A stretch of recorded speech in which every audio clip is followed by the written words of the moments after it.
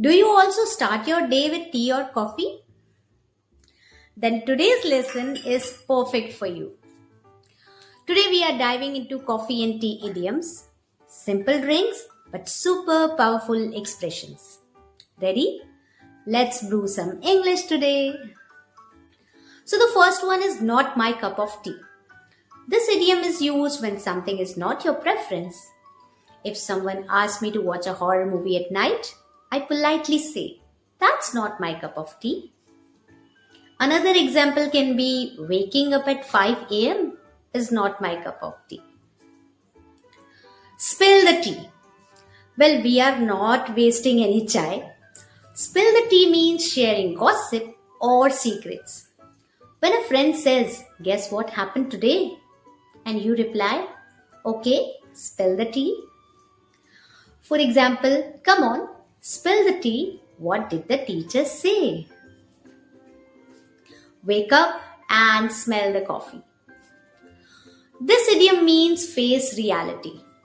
When students say, "Man, I'll study tomorrow," and I tell them, "Wake up and smell the coffee. Your test is coming." Another example can be, you need to wake up and smell the coffee. Your project is due tomorrow. Full of beans. Well, full of beans means very energetic. Kids who run into the class laughing and jumping are always full of beans. For example, she was full of beans after her morning workout. A storm in a teacup.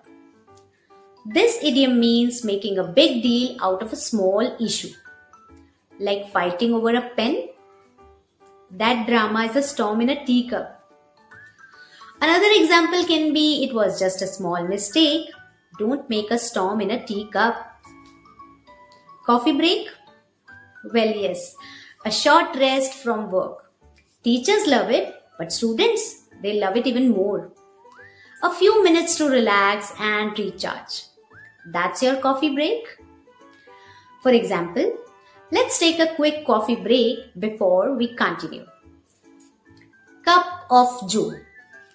This is another name for a simple cup of coffee. If someone says, "I need a cup of joe," they mean their morning coffee.